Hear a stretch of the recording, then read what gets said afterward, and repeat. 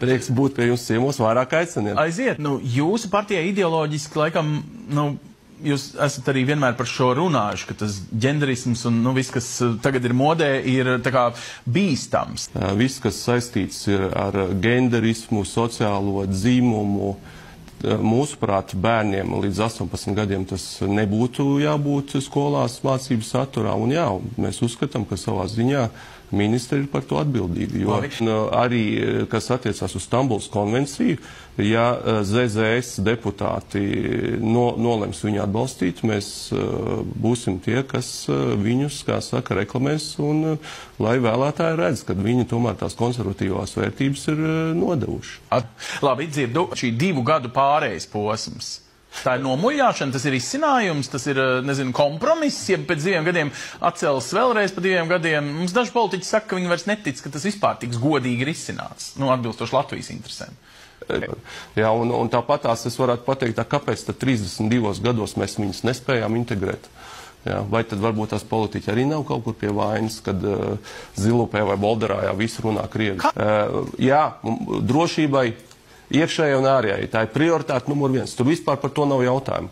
Bet daram to tā, lai sabiedrība ir vienota. Lai mums nav tā, kad ir kaut kāda atsevišķa sabiedrības daļas, kuras jūtās aizvainot. Bet, piemēram, Rezeknes mēru tagad noņēma, ja tā var teikt, par nesaimniecisku darbību. Es nezinu. Tā ir politiska atriebība. Vajag aizmirst, kad kopš 19. gada, ja es nemaldos, no Latgales ir aizbraukuši prom kaut kur 70 000 cilvēku. Jā, varbūt tas Bartaševics kungs nepilda savējos pienākumus pietiekami labi, bet, ja mēs skatāmies uz to situāciju valstiski, nekas labs tur Latgalē nenotiek. Jā, un kas ir visu šito te laiku bijis pie varas? Tas ir pareizi atteikties no šīm faktiski vairākus gadus runātajām izmaiņām nodokļos. Nē, tas, kad ir vajadzīgas reformas nodokļu sistēmā, tas ir skaidrs. Ja mēs runājam par darba spēka nodokļiem, tad tur viņus mēs redzam zemākus. Ja?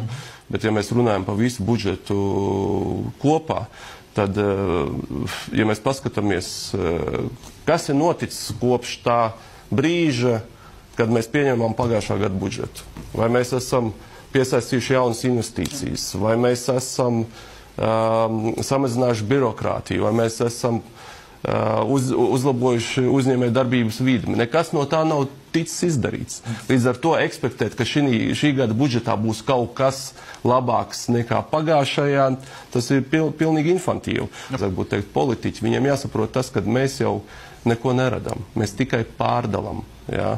Un mums ir jārada apstākļi tādi, lai tie, kuri rada, un tie ir uzņēmēji, viņi varētu pēc iespējas efektīvāk, labāk strādāt, apgūt eksporta tirgus, un tad tā nauda, ko mēs saņemam budžetā, būtu lielāka. Labi. Tagad notiek kas? Tagad mēs vilksim katrs deķi uz savu pusi. Vajadzēs skolotājiem, vajadzēs ārstiem. Bet tā vienmēr ir bijis. Jāfokusējas uz to, lai tie budžeta ienākumi gada laikā būtu pēc iespējas lielāki. Un to var izdarīt tikai ar reformām.